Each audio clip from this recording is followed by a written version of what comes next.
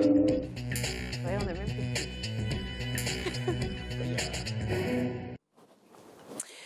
Troisième et dernière partie de l'Africa Newsroom. Le plateau est toujours au complet avec nos invités, Karine Oriot, Charles Vabé et de notre éditorialiste Malik Acher. L'actualité économique à présent, désenclaver le Mali. Telle est la priorité du gouvernement. 5 projets d'un montant de 123 milliards de francs CFA démarrent en ce sens cette semaine. Reportage de notre correspondant Mokhtar Bari, commenté par Clément Joël Soala. Avec une superficie d'1 241 238 km², le Mali ne bénéficie pas suffisamment d'infrastructures routières pouvant permettre aux populations de se déplacer aisément d'un bout à l'autre du pays. C'est fort de ce constat que le gouvernement d'Ibrahim Boubacar Keïta a entrepris de désenclaver l'intérieur du pays, ce à travers 5 projets routiers prioritaires couvrant les régions de Koulikoro, Ségou, Kaï et Sikasso pour un montant global de 123 milliards de francs CFA entièrement financé par le budget de l'État. Ce vaste programme présidentiel qui s'étale sur 2 ans devrait à terme bitumer plus de 280 km de routes prioritaires. Ces 5 projets routiers sont la preuve éloquente de la poursuite du processus de désenclavement et de développement des infrastructures routières. Ils sont partie intégrante des projets routiers prioritaires qui s'inscrivent en droite ligne de la mise en œuvre du cadre stratégique pour la relance économique et le développement durable du Mali, CRED, la grande offensive présidentielle pour les infrastructures et le plan d'action 2015-2019. Ces 5 projets de bitumage permettront aux populations de ces régions agricoles d'écouler leurs produits. Elles se réjouissent de ce geste qui réduira leurs souffrances. La route, c'est le développement. Pour cette route-là, il y avait beaucoup de promesses. Et je crois que cette fois-ci, la promesse a été tenue par le président de la République. C'est une très bonne nouvelle que cette initiative ait abouti et nous en sommes très contents.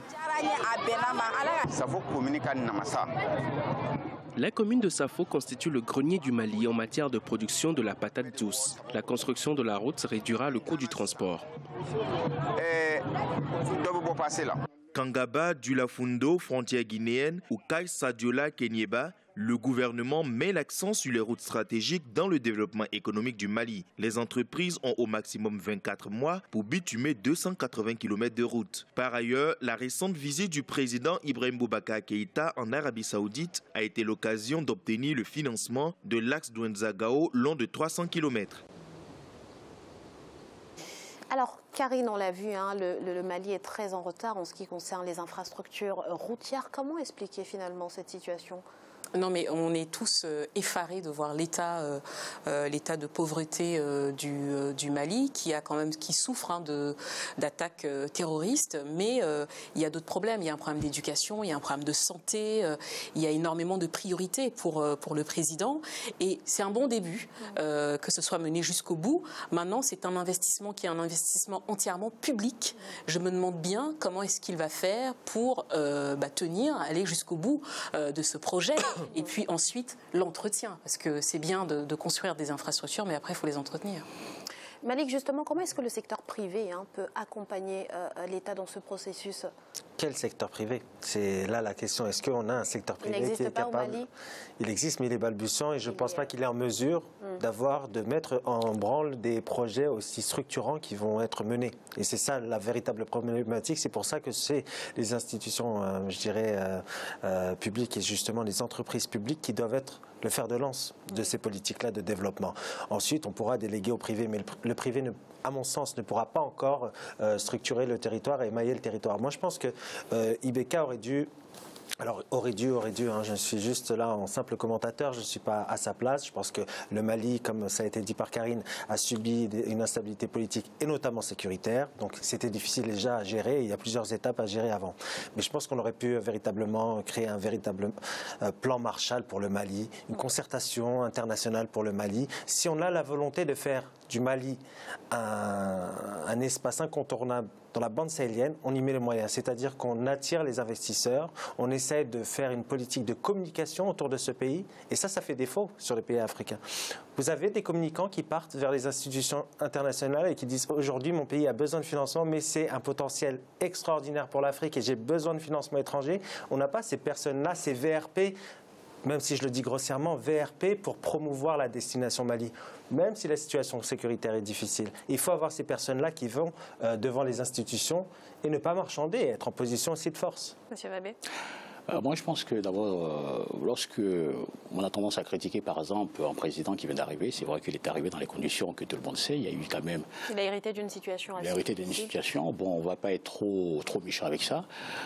Bon, critiquer c'est bien vrai, mais il n'est jamais trop tard pour bien faire. Aujourd'hui, le Mali a décidé de prendre par exemple les taureaux par les cornes, décidé franchement dans un premier temps d'investir dans les infrastructures, lancer par exemple les grands travaux, il faut quand même applaudir, parce que j'entends parler, oui, il fallait consulter ici, il fallait faire ça, mais il y a une réalité qui est sur le terrain.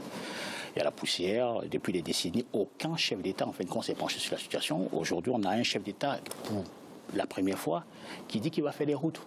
Qu'on applaudisse. C'est un bon début. C'est quand même un bon début, c'est quand même un bon début. Maintenant, c'est vrai, on peut quand même lui dire, bon, c'est vrai, on fait les routes, mais les routes, c'est bien vrai pour aller à il faut aussi créer, les routes vont créer aussi des emplois, mais il faut aussi lancer aussi des travaux d'hôpitaux,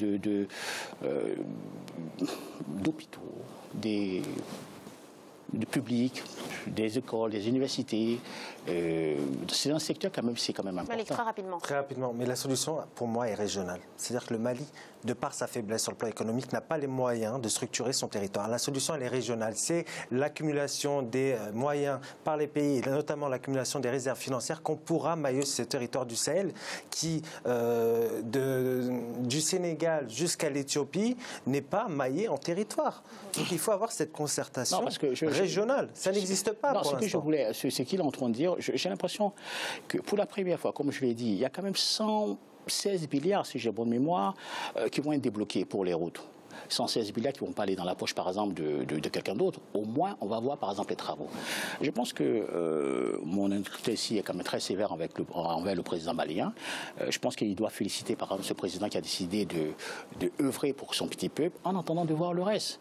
Bon. Alors, on va s'intéresser rapidement à l'avantage, en tout cas, de cette annonce. Karine, doter les villes périphériques avec de telles infrastructures, il faut dire également que c'est une manière de contrer l'exode rural et finalement d'éviter la surpopulation des capitales. Oui, complètement. Non, mais je pense que ça va résoudre un certain nombre de problèmes.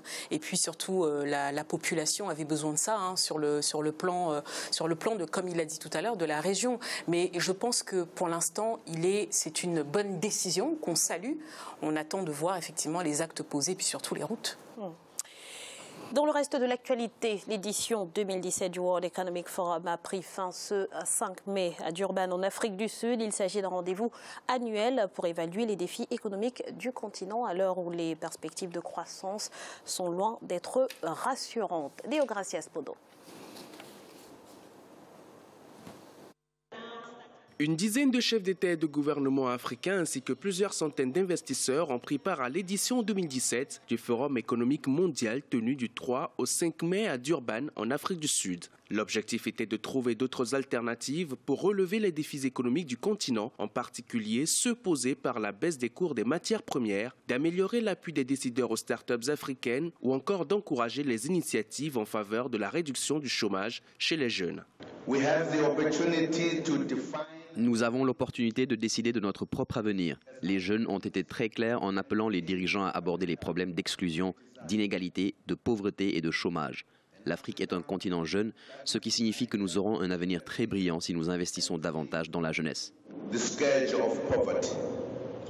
Selon les estimations du Forum économique mondial, l'Afrique subsaharienne est la région la plus jeune au monde, avec plus de 20 millions de diplômés qui entrent chaque année sur le marché du travail. Les participants à la rencontre ont donc insisté sur la nécessité pour ces jeunes de développer des compétences dans des secteurs novateurs comme l'information et la technologie, des métiers qui pourraient permettre de combler l'écart des inégalités. Nous devons mettre en place des programmes capables d'apporter un minimum de croissance à nos économies. Il faut comprendre que le secteur privé aujourd'hui doit accompagner les États en aidant les jeunes à avoir accès à des emplois ou à des financements. L'Afrique compte 4 pays sur les 5 au monde, Swaziland, Namibie, Nigeria et Afrique du Sud, où les inégalités sont les plus prononcées et plus inquiétantes. Lors de ce forum économique mondial, les chefs d'État et de gouvernement ainsi que les investisseurs ont été exhortés à revoir leurs priorités en ce qui concerne notamment la lutte contre la pauvreté et l'accompagnement des jeunes. Alors, Monsieur Wabé, l'emploi des jeunes a été au cœur de ce grand rendez-vous économique. C'est un des principaux défis du continent? Oui, c'est vraiment important, il faut le dire, parce que, bon, ce qu'on a tendance à voir, c'est que la jeunesse, en fin de compte, est prise en otage par rapport, bien sûr, à certaines idées purement politiques, il faut le dire. Et lorsque le politique ne voit pas son intérêt, il délaisse, par exemple, sa jeunesse dans la rue et elle est perdue, en quelque sorte. Si cette jeunesse, si le président, qu'on a vu dans le reportage, décide de prendre les taureaux par les cornes et offrir des perspectives à la jeunesse, il faut quand même saluer son courage. Bon, maintenant, c'est dans quel domaine, où, avec quelles subventions, il y a quand même beaucoup de questions qu'on se pose. Justement, Karine, quels sont les secteurs d'avenir pour les jeunes? Je pense que quand on veut prendre soin de sa jeunesse, je pense qu'il faut déjà qu'en termes d'éducation, d'enseignement supérieur, qu'il y ait des structures adéquates, un enseignement qui corresponde à ce que veut la jeunesse, qu'elle soit réellement formée et sur le continent. Moi, j'ai envie de dire, c'est un forum qui est très intéressant, c'est un énième forum parmi tant d'autres, mais le concret, c'est sur le territoire. Là, on a une jeunesse qui ne veut plus forcément partir à l'étranger pour trouver un emploi, qui rêve d'autre chose. Non, ça c'est fini. Une jeunesse qui veut être formée, qui veut travailler. Pour cela, il faut un enseignement de qualité ou des formations, un système, et puis proposer, générer, créer ce qu'on appelle de l'emploi. Mais dans quel pays, en tout cas sur le continent aujourd'hui, on a des présidents qui ont des véritables projets politiques pour la jeunesse? Justement, compte tenu de cette réalité, à Malik, l'entrepreneuriat apparaît un petit peu comme l'arme anti-chômage pour les jeunes. L'arme anti-chômage, mais je ne suis pas sûr que c'est une solution à long terme. C'est-à-dire l'entrepreneuriat peut, je dirais, répondre à un chômage important dans certains pays, mais je pense qu'il faut beaucoup plus miser sur la formation professionnelle. Et puis, nous avons des expériences en Afrique, par exemple, on parlait du Rwanda tout à l'heure en off, mais le Rwanda peut être un bon exemple, notamment dans les voies professionnelles. Je pense qu'il faut jouer de ces complémentarités au sein du pays africain, notamment l'Afrique anglophone qui réussit plutôt pas mal. Pourquoi? Parce qu'ils ont un système éducatif qui est radicalement différent du système francophone qui est très... Alors je ne dévalorise pas du tout les sciences humaines, mais dans le monde où l'on vit, les sciences humaines c'est bien, mais ce n'est pas la solution à tout. Et malheureusement, on a encore ce profil d'étudiants qui veulent faire des études de sciences humaines et qui veulent souvent aller dans la fonction publique parce que la fonction publique, c'était la situation idéale pour un jeune de s'en sortir. Malheureusement, on est sur des schémas qui sont différents aujourd'hui. Le monde a changé. Je suis pas là je promets pas... Je ne promouvois pas la mondialisation sauvage ou autre et qu'il faut laisser les institutions publiques ou autres. Je dis qu'il faut aller vers d'autres formations qui soient beaucoup plus intéressantes pour s'intégrer davantage dans un monde qui est de plus en plus ouvert et de plus en plus concurrentiel. Mais je ne doute pas du dynamisme de la jeunesse africaine pour y arriver. Merci Malik pour toutes ces précisions. C'est à présent la fin de cette émission qui marque également à la fin de notre semaine spéciale radio de proximité en Afrique. Notre prochain volet sera consacré à la Guinée. Karine Oriot, merci d'avoir été avec nous sur ce plateau. Je rappelle que vous êtes journaliste. Merci à vous également, Monsieur Charles Wabé. Je rappelle que vous êtes fondateur de Presse Opinion et expert en communication. Merci d'avoir répondu à notre invitation. Malik, merci pour votre participation. Merci. Et merci à vous, chers téléspectateurs, de nous avoir suivis. Restez sur Africa 24 dans quelques instants, le journal de la rédaction.